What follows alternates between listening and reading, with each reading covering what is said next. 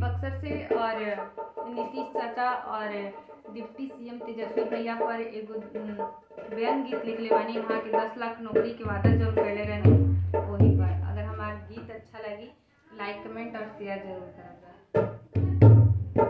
आपन गदिया संभारी नीतीश चाचा, आपन गदिया बचाइए नीतीश चाचा। अकर बकर बोला तारे मंत्री तोहारे चाचा, अक बक बोला तारे मंत्री तोहारे काका। लागे कि तेजस्वी भैया की खाई जइहे तजिया हो, लागे कि तेजस्वी भैया की खाई जइहे तजिया हो। अक बक बोला तारे मंत्री तोहारे काका, अक बक बोला तारे मंत्री तोहारे काका।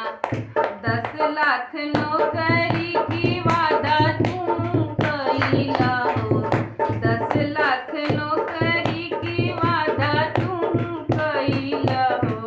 जनता के वोटवा से गदिया तू पवाला हो, जनता के वोटवा से गदिया तू पवाला हो।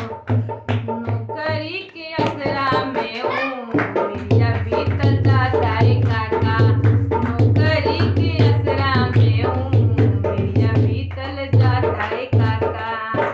संकट में कुल टीचर बाड़े भैया हो, संकट में कुल टीचर बाड़े किरियो के न छोड़ला